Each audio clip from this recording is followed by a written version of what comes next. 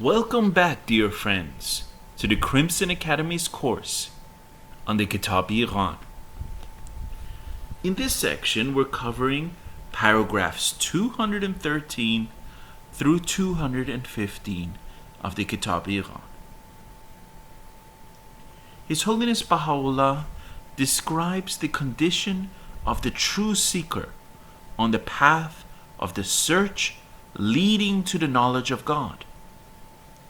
He mentions certain attributes that the seeker should acquire as prerequisites for this journey. And these conditions prepare the heart and the mind of the wayfarer to receive the bounties of God and to attain the station of true understanding. And friends, we share with you 5 key points from these paragraphs. The first quality mentioned by His Holiness Baha'u'llah for the seeker is purity of the heart from all else but God, which is a prerequisite to receiving the divine knowledge and recognition. And friends, this is also from Abdul Baha in Tablets of Abdul Baha Abbas, Volume 1, page 168. And the human heart resembleth a mirror. When this is a purified, human hearts are attuned and reflect one another, and thus spiritual emotions are generated. And friends, you can find this from His Holiness Abdul Baha, Selections from the Writings of Abdul Baha, page 108. And the seeker should observe silence and avoid idle talk. The fourth key point is the seeker should be wary of backbiting, as it quencheth the light of the heart and extinguisheth the life of the soul. And the fifth key point is the term positive knowledge, is the translation of ilm al-yaqeen, meaning certain knowledge, or knowledge that is impossible to deny or disprove. Very good. In paragraph 213, His Holiness Baha'u'llah explains the qualities that a true seeker must possess when embarking on the path leading to the knowledge of God. This is an expansion of the theme Baha'u'llah addressed in the first 2 paragraphs of the Kitab-i-Iqan, where he explains the prerequisites to true understanding.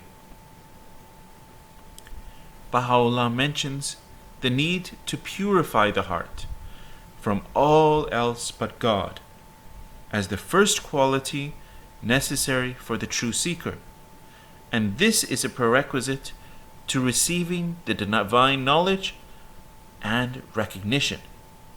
And friends, as we mentioned, this is from Abdul Baha, from Tablets of Abdul Baha Abbas, Volume 1, page 168.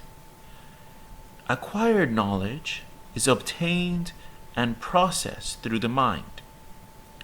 However, this knowledge can adversely influence the heart. Similarly, to dust, it can prevent the sun of reality from shining into the heart, or like a veil, hinder the individual from recognizing his beloved. While the mind is the seat for the manifestation of the human intellect, the heart is the center of emotions, including love, hate, and attachment to the world. The heart is closely associated with the soul and manifests its characteristics. His Holiness Abdul Baha states, "The human heart resembleth a mirror. When this is purified, human hearts are attuned and reflect one another, and thus spiritual emotions are generated." And this is from Abdul Baha in Selections from the Writings of Abdul Baha, page 108.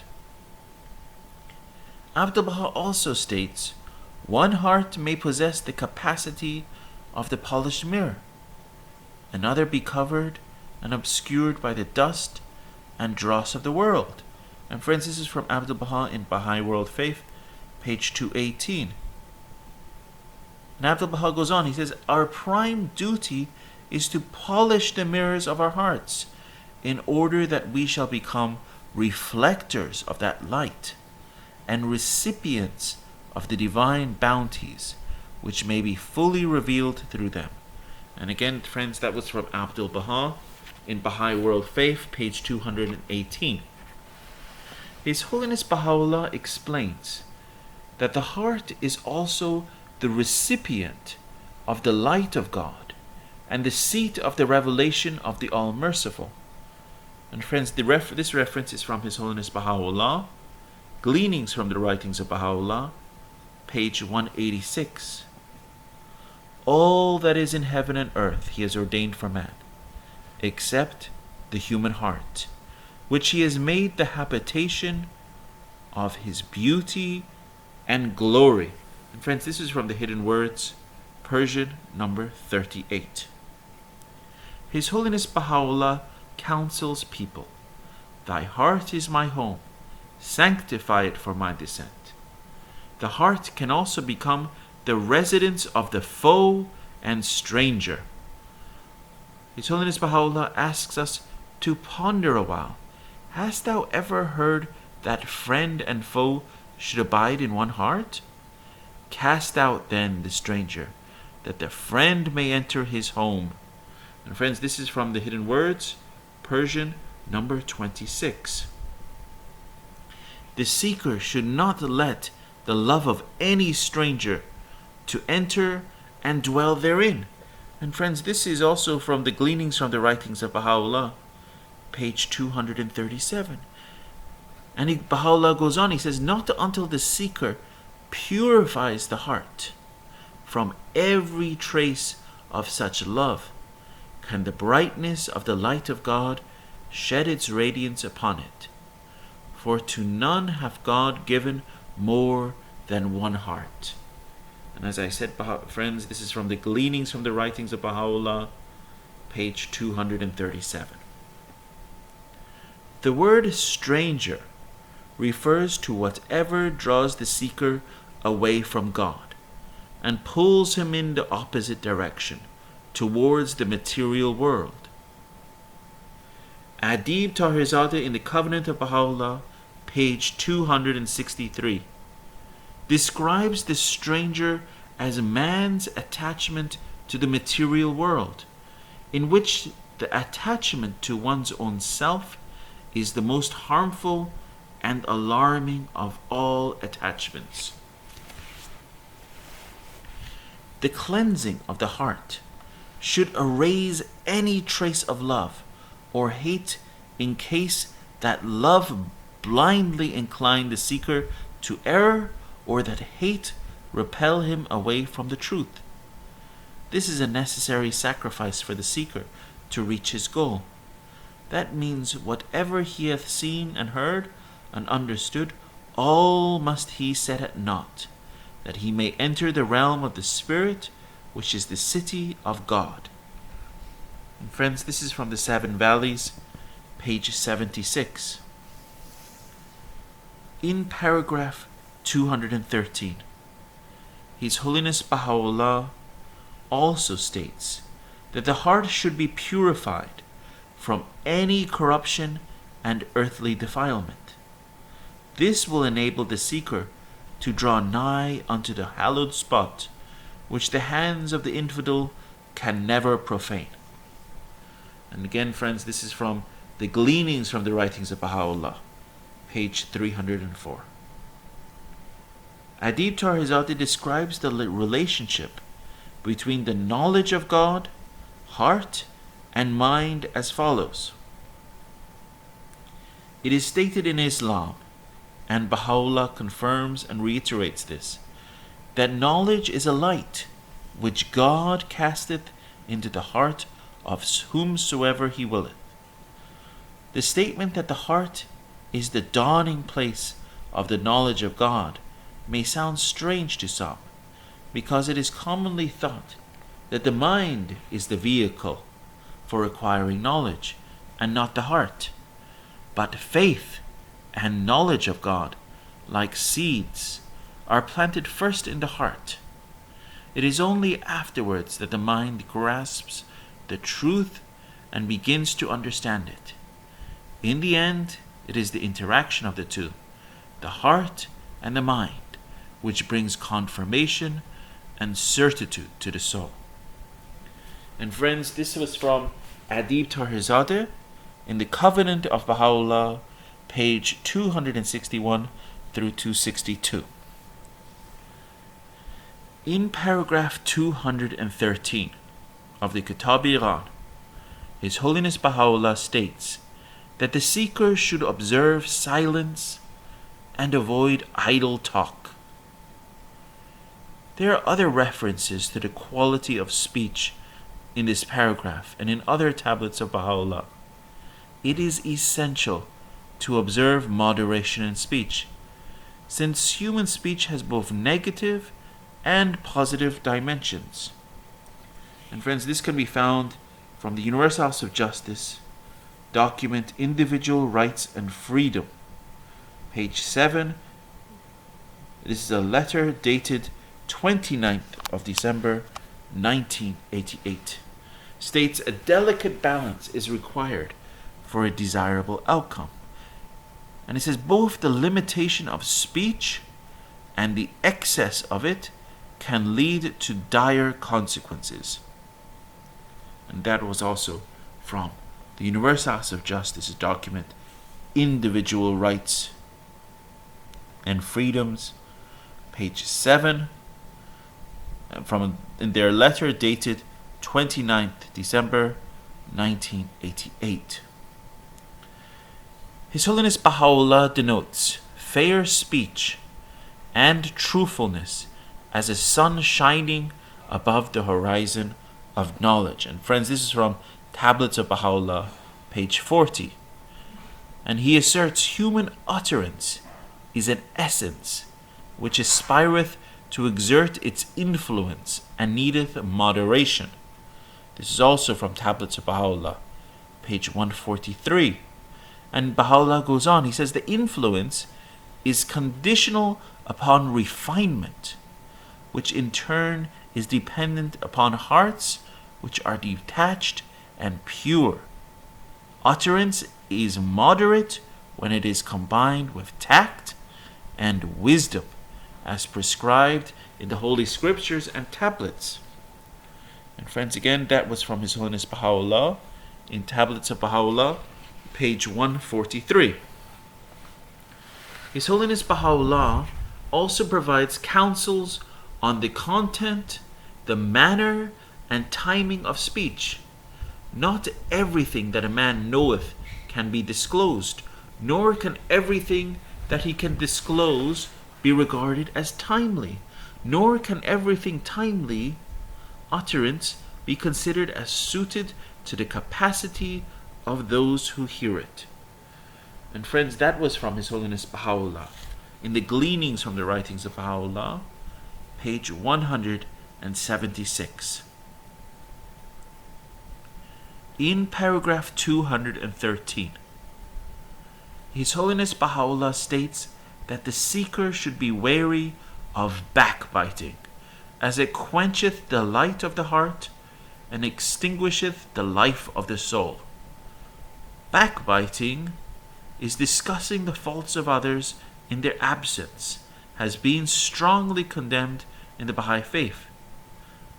It is still backbiting, even what is said against another person be true. And friends, that was from the Beloved Guardian, Lights of Guidance, page 88. Baha'u'llah warns, breathe not the sins of others, so long as thou art thyself a sinner. Shouldst thou transgress this command, accursed wouldst thou be, and to this I bear witness. And friends, this is from His Holiness Baha'u'llah in the Hidden Words, Arabic number 27. Abdul Baha identifies backbiting as the worst human quality and the most great sins, more especially when it emanates from the tongues of the believers of God. And friends, this is from Abdul Baha, quoted in a message written on behalf of the beloved guardian, Shoghi Effendi, in Lights of Guidance, page 88. Backbiting, he further states, dampens the zeal of the friends. It is divisive and tends to make them indifferent. It is also the leading cause among the friends of a disposition to withdraw. In paragraphs 213 and 214, His Holiness Baha'u'llah describes other conditions that an individual should satisfy before he is called a true seeker.